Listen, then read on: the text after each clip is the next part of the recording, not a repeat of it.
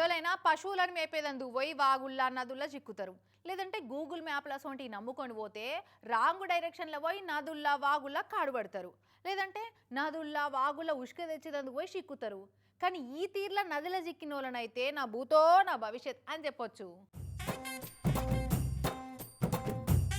అబ్బా, వీళ్ళు చేసిన సాహసం ఎవరు బిఫోర్ ఎవరు ఆఫ్టర్. అవ గంత పెద్ద రికార్డును సొంతం చేసుకున్నారు వీళ్ళు.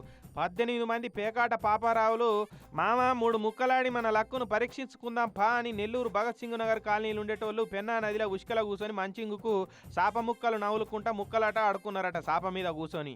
అయితే సీట్ల కింద నీళ్ళు వచ్చేదాకా ఈ ముక్కలాటల్నే మునిగిపోయారు. చూస్తుండగానే బొండిగలోతు నీళ్ళు వస్తుండే వరకు సచ్చినమరో అయ్యా అని పంచెలు ప్యాంట్లు ఎగజెక్కుకొని ఒడ్డు కూరుకుడు పెట్టిరిగా. గదగదం అనుకుంటా జేబుల్లో ఉన్న ఫోన్లు తీసి ఇంటోళ్లకు పోలీసు వాళ్ళకు ఫోన్లు చేసి సార్ నదిలో చిక్కినాం సార్ మీరే వచ్చి కాపాడాలి అని ఫోన్లు చేసి మొత్తుకున్నారట.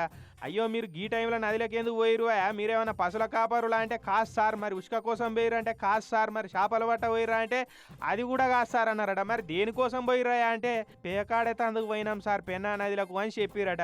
మీ కథ పాడుగాని పెన్నా నదిలో పేకాడేతందుకు పోయిరా అనవే పెద్ద పుడింగులే ఉన్నారు పో వస్తున్నాం ఆగురు అని ఫైర్ ఇంజన్ వాళ్ళు పోలీసు వాళ్ళు పోయి ఇట్లా నిచ్చెనేసి వాళ్ళని మీద గుంజుకొచ్చిర్రు ఇట్లా.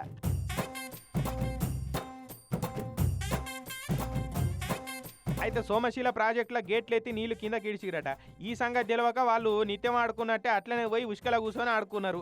అగో అట్లా ఈ కథ అయిందన్నట్టు. కాకుంటే వీళ్ళకి పేకాట మీద ఎంత డెడికేషనో కదా. పెన్నా నదిలో మునిగిపోతున్నామన్న సోయి లేనంతగా ఆటల మునిగిపోయారు. బెస్ట్ పేకాట పాపారావుల అవార్డు ఏమన్నా ఉంటే వీళ్ళకే ఇచ్చేయచ్చు. ఏమంటారు?